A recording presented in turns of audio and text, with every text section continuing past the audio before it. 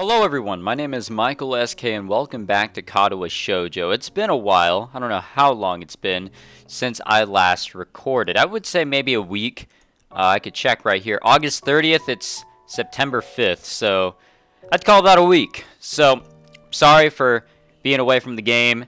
I've been busy with some other stuff outside of the YouTube hobby, as well as just recording other things. Which kept me occupied here on the YouTube hobby grind. But I am back, ready to record some more. I believe the last thing we did was we experienced a date with Emmy. I don't really remember what the date entailed, so I guess we'll just roll with that information and see where that can get us. So let us resume. Oh, and we're on episode 20, I believe. So thank you guys for the support. Motivating me to keep on going and get to 20 episodes. It's been a fun ride so far, and I can't wait to see how this all plays out for Emmy's route. I don't know how many more episodes there could be, but I don't know, maybe 10, 20 more, give or take, but we'll see. Let us resume. The morning is far too early for my taste. It doesn't help that I had trouble sleeping last night. There were simply too many things to think about. My mind refused to slow down. Instead, I replayed the rooftop, the park, and everything else over and over in my mind. There's a small part of my mind that is still paranoid that this has all been some kind of joke. That I'll meet up with Emmy at the track, and she'll act like nothing happened yesterday. Wait, what happened? Oh, wait. Did something serious happen? I really... This is why I can't take too long of breaks between playing games or recording games. Pushing these thoughts to the back of my mind, I throw on my running clothes and open the door. Emmy's waiting for me with her usual smile. You're late. Or at least, you're not early today. Are you tired or something? I find myself ruefully rubbing the back of my head. Something like that, yeah. Lots to think about and all that. Emmy giggles at my mild understatement. Yeah, I didn't sleep that well either. I was actually glad you weren't early, because I wasn't early either. I wonder if the same thing kept us awake. The image of her weeping face passes through my mind. What kept you up?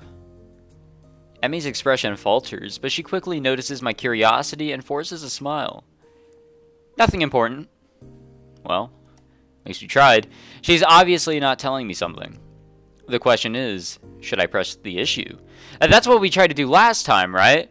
We saw her, like, having a little leg issue, and we pressed the issue. Right? Didn't we do that? I want to say we did, so I don't know if we should continue to keep on pressing whatever the issue may be. It hasn't really gotten us too far. Something's clearly been bothering her for a while. I want to help her, but would it just come off as me being nosy? She's got to know I care about her, though. Are you sure? If something's bothering you, I'm here to help you sort it out. Emmy laughs then, but it's not her usual laugh. There's an edge to it that seems almost bitter. It's called a fake laugh. Sort it out? I'm not sure it can be sorted out, Hisao. An almost grim smile crosses her lips. It's like a smile of resignation. I don't think you can help me anyway. That hurts. I don't want to say that it hurts to her, but it does. Doesn't she realize I want to be there for her when things go wrong? Well, I won't push you on the matter, but I'm here for you if you decide later that you'd like to talk about it. It might help. I can see the debate raging behind Emmy's eyes. It seems like she wants to tell me, but she's not sure whether or not she can. Hey, forget about it for now, okay? We've got running to do. The mention of running, something that she can handle, brings Emmy back to her usual self. Right. Hurry up and stretch out, Hisao. We've got to get moving. Damn, dude. No hesitation right there. She takes off like a shot, far quicker than I'm used to. Still, I try to keep pace with her, recklessly testing my limits. It gives me a feeling of freedom, like my heart is no longer important. I find myself wanting to laugh, filled with the feeling of moving beyond what I once called my boundaries. The nurse's warnings to not overdo things echo in my mind. And I forgot the little last bit there. He disregards them.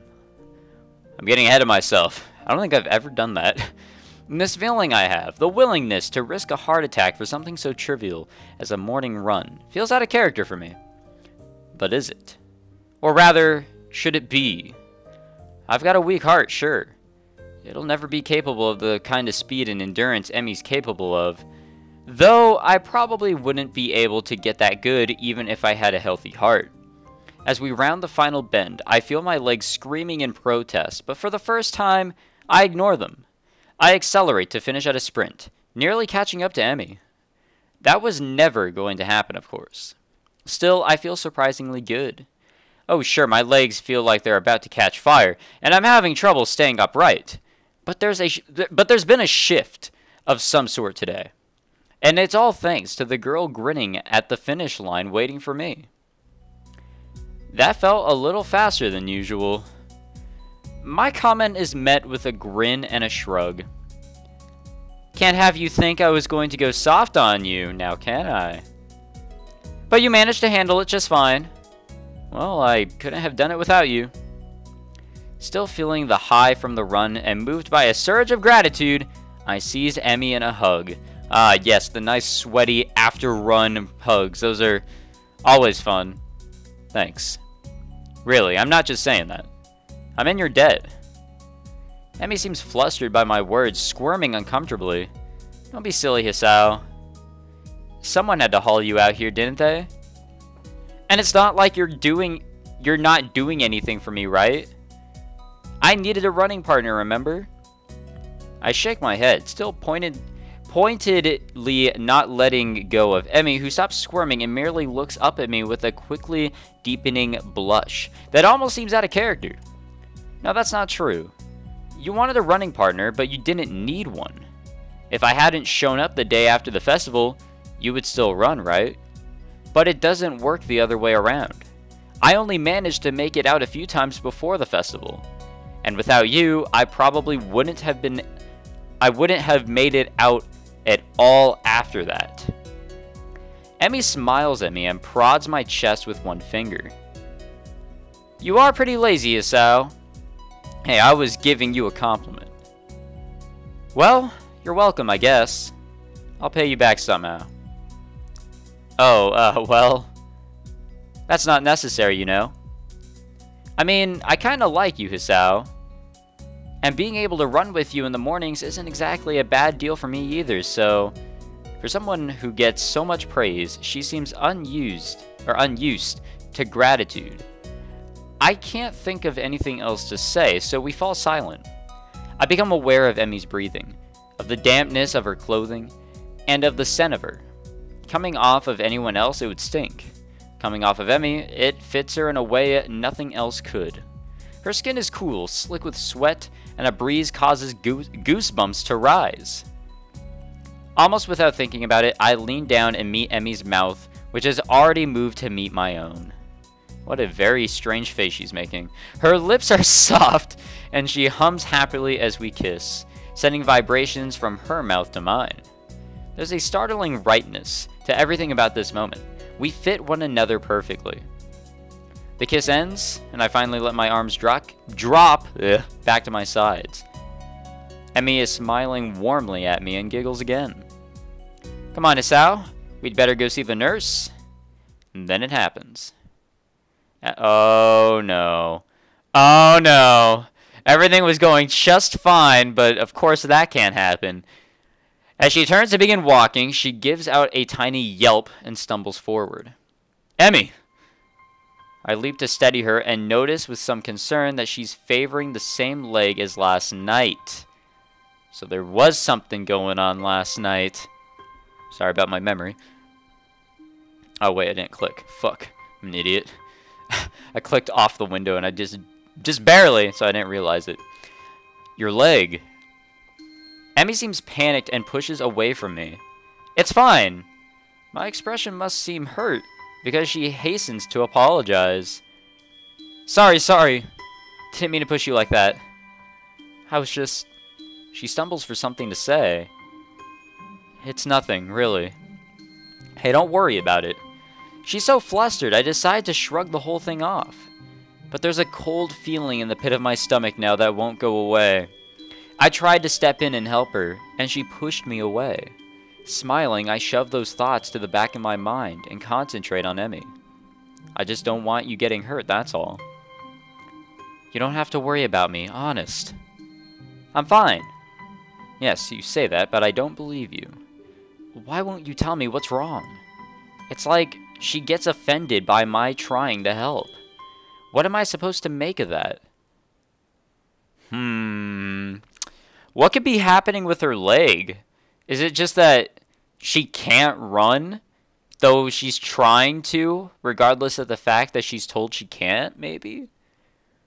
And because of that, she's basically making it so she can't ever wear those things again? Or, I don't know, something's up.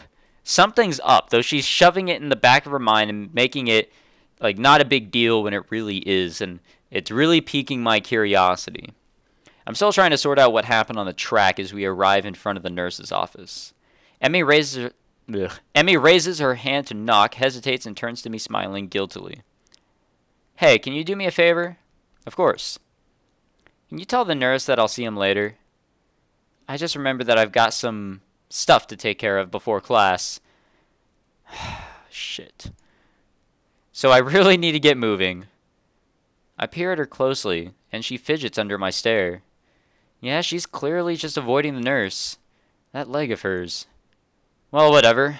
I said I'd help, and so I will. But I'll make damn sure she sees the nurse before the day's out. Yeah, okay. I'll let him know. Emmy looks like I've just given her a pony on Christmas. Thank you so much. You're the best, Hisao. I am rewarded for my complicity in her lie by a kiss that makes it all worth it. Or so I tell myself. As Emmy heads out of the building, trying hard not to let her limp show, I knock on the door to the office. Ah, Hisao, come in. I don't see Emmy with you. She's not sick again, is she? From the tone of his voice, I don't think the nurse is expecting me to say, yes, she's ill. She said that she'd forgotten to do something, and so she had to skip out, but she'll see you later today. Oh. He knows something's up. The nurse heaves an exasperated sigh. Honestly, that girl. Huh? She's been avoiding me. Yesterday she was in and out of here without even taking off her prosthetics. And now this? Well, at least it's not just me Emmy doesn't want worrying. That's a comfort, I guess. Still, I feel like I should say something about her leg. I said I'd lie for her, but she really needs to see him. Now that you mention it, she was limping pretty badly today. And last night as well. The nurse's eyes narrow at the words, last night. Ah, fuck, of course you have to narrow out. You have to narrow down on that part. And what exactly were you two doing last night? We were, on a date. God fucking damn it, this nurse. The nurse raises his eyebrows as if surprised. Really? Interesting. Huh? Oh, nothing. His gaze turns thoughtful, and then he grins at me. You don't think you could use some of that boyfriend charm to get her to come see me today, could you? Of course. I was planning on doing that anyway. I think she's really hurt and just pretending she isn't. Yes, she does that. Afraid I'll make her stop running. Will you? I don't like to, but if it's bad enough that she's been limping, well, I guess I'll have to see what's wrong for myself before I make that call. I see. Emmy not allowed to run. Perish the thought. I don't know if she'd be able to function without running. No wonder she's reluctant to admit anything's wrong. Well, I'll make sure she sees you. Good. Oh, and before I forget, he grins at me again in what feels like a vaguely threatening manner. Don't forget that I know what medications you're on. You be careful around Emmy, got it? Wow. He looks serious, too. Got it. Don't hurt Emmy. Wouldn't dream of it. Grand. I'd hate for you to be late. Huh? Late. As in the late Hisao Nakai. He frowns briefly, dissatisfied. Sounded better in my head. Yeah, that didn't come out really well. Well, at any rate, get out of here before you miss your first class. You've got things to do, I'm sure. Shoot! As I leave, I notice the nurse pulling out his phone and dialing a number. Oh, no. Miyako, your daughter's being a pain in the ass again. I'd better head back to my room, or I really will be late. Hey, wasn't he supposed to check my heart rate? Who cares? If we die, we die. The lunch bell sounds, and I bring myself out of the stupor I slipped into during the morning's classes. My lack of sleep last night, coupled with the increased pace of this morning's run, has left me a little exhausted. Despite that, I find myself skipping stairs up to the roof. There's a thrill of excitement now, in addition to the pleasure one gets from eating lunch with one's friends. True, both Emmy and Rin are still my friends, but Emmy has become more than that now. Rin is back in her usual spot on the roof, almost as if she'd never been absent. And she's on the ground. Lovely. Feeling better, I take it. A raised eyebrow is my reward for speaking. Better than what? Better than you felt yesterday. Rin gives my question some serious thought. I'm not sure. I think I might have felt rather good for some of yesterday, but it's all fuzzy. Too much cold medicine? Well, I was asleep, and that usually is pretty good. But I can't remember what it feels like to be asleep, because I'm not conscious for it. It's a real problem. Then again, if I knew how good it felt, I might not sleep anymore. But this way, I keep trying, so I guess that's how I can keep from being overtired. An eternal mystery to keep you sleeping at night? Maybe mystery is the wrong word. Intangibility might be the proper way to describe it. I see.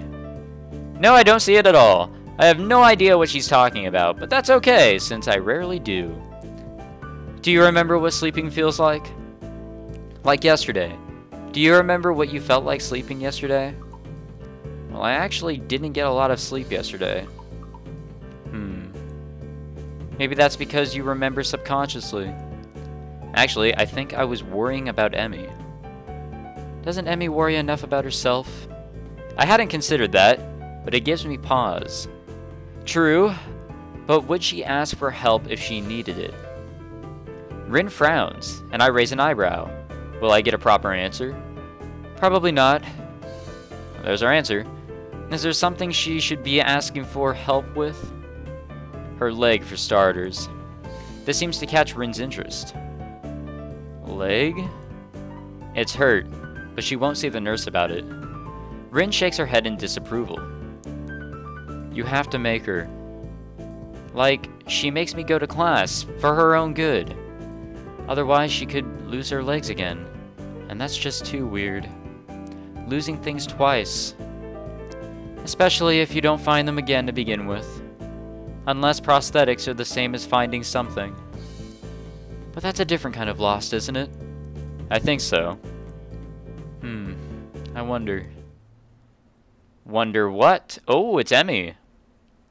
Emmy seems to have snuck up on Rin and me, though Rin doesn't seem especially surprised, which is itself unsurprising, I suppose. Rin manages to sit herself upright quite expertly, throwing her upper body forward and using her momentum to right herself. Your leg, how's it feel? That earns me a frown and a bit of a glare. It's okay, I think. Not worth worrying about. Tell that to the nurse. He's quite insistent that you visit him, you know. Emmy pouts like I've just told her she's been grounded. He worries too much. It's not a big deal, just a little soreness. I try to resist rolling my eyes in exasperation. If it's nothing, then you should have no problem seeing him, right? Emmy narrows her eyes suspiciously. Did he put you up to this? Well, maybe. A little. But that's not the point. I would have reminded you to see him anyway. It would be terrible to see you really hurt and not do anything about it. That would make it worse, and I don't really want to see you hurt, you know. Call me crazy, but I kind of would prefer to see you happy and healthy. With each statement, Emi's frown fades a little more, until eventually she's grinning, albeit a little shyly. Well, if you're going to put it that way, then I guess I'll have to see him. Otherwise, you'll keep worrying. And then I'll never hear the end of it, right? That's right. I'll keep bugging you about it, and that might put a damper on our dates. How's the food, Hisao? Talk to the nurse, Emi. How was your day, Hisao? Talk to the nurse, Emi. Hisao, I think I'm ready to go talk to the nurse, Emi. See? It doesn't work out that well. Emi giggles at my high-pitched rendition of her own voice and gives me an affectionate shove. My voice isn't that high, jerk. I thought it was pretty accurate. Well, alright. Fantastic. Emi and I stare at Rin for a while before I burst into laughter. Emi crosses her arms and huffs, mock offended. You're both jerks. Such vile calumnies from you, young woman. I'm stunned that you would call me, of all people, a jerk. Honestly, I don't know what to think. Emi sticks her tongue out at me. You ass. So Rin, how's the art club these days? Rin, seemingly as surprised by the sudden change of topic as I am, takes a minute to think before answering. I believe it's okay. Although, Nomiya, let's go with that, keeps telling me to work harder. But I don't think he understands my methods. He always struck me as slightly creepy. Rin ponders this statement for a while. I've never really noticed. But I don't pay much attention to him most days, so maybe that's why. How often do you meet? Thinking of joining Hisao? What? Nah, I've already decided to join a club. Really? Which one? Well, it's not really much of a club, to be honest. Oh, you joined the tea club? No, I joined the science club, I think. Oh, that's right. The teacher, Muto, talked to us in the last episode or some shit. Emi looks highly confused. We have a science club? Not really. It's just me. Hisao, that's not a club. That's sitting in your room reading books. No, I mean it's just me and Muto. I'm just the only student so far. Muto? Really? I thought strikes her. Oh, is that what you meant when you were talking? Is that what you were talking about yesterday? Adding too many words there. You're meeting with Muto. Yeah, that was our first meeting, I guess. Emi giggles. Nerd. Hey, I can't help being clever. You know, I could have used your help years ago. You should have had your heart attack earlier in life, Hisao. I laugh, and then realize this is probably one of the very rare times I've laughed about my heart attack. Hindsight. Yeah. The ringing of the bell ends our conversation. Guess we'd better go. Yeah, I guess so. Come on, Rin, you too. Rin has apparently begun to doze off. I guess that explains the expression she had, so Emi gives her a sharp bump. I almost had it. Sorry, but you need to go to class. I disagree, but maybe if I nap in class, I'll get it this time. Changing location is sometimes helpful for that kind of thing. Neither Emi or I bother asking what it is, probably just consciously sleeping or some shit like that. As we arrive at my classroom, Emi gives me a quick kiss and heads down the hallway, Rin in tow. Oh shit, we haven't seen these guys in a while. I turn to the classroom to be met by the duo of Shizune and Misha. Misha seems to be fighting a losing battle to keep from breaking into a fit of giggles while she translates Shizune's latest rant. While we are pleased, nay thrilled, to see how well you've managed to make new friends and forge relationships, and with such a cutie too, Hichan. I think the last part was probably Misha. We nevertheless feel compelled to politely remind you that public displays of affection are strictly forbidden. Really? That's disappointing, Shi-chan. By Section 8 of the Code of Conduct laid out in the Student Handbook. In this case, however, ignorance of the law may be your excuse, as we are feeling lenient. And the paperwork required to punish the both of you would only add to the already mountainous volume of work which confronts us, the sole members of the student council. And besides, you two are adorable together. Therefore, consider this a formal warning, and please refrain from such displays in the future. At least when Shizune can see you, Hichan. This whole spiel is so patently ridiculous that I can't help but reply in the same pompous manner. Well, I, for one, feel enlightened. I apologize profusely for my rash actions, and will strive to contain my baser, whatever the fuck impulses which I fear impel me toward such inappropriate displays of public affection. Ugh. It is hardly my wish to burden an already overworked student council with such petty matters, and will do my best to make your lives easier in this matter in the future. At least when Shizune is watching. This last line is delivered with a wink to Misha, who finally loses control of her laughter. Haha! Well said, Hichan. Chuckling a little myself, we enter the classroom. That was nice. Alright, we'll end it there. We're pretty much out of time. I would like to stop it here, I suppose. I feel like now is a good time to end it. We'll save it over Invisible Rock. I really wonder how much more we have to go. Playtime, 8 hours and 37 minutes. And I don't know, man. I mean, I'm enjoying this for sure. But it's always that curiosity of, you know, how much more we have. And also what's going to happen, man. Like, something's going to come up. Something serious is eventually going to come up regarding Emmy. I really am worried.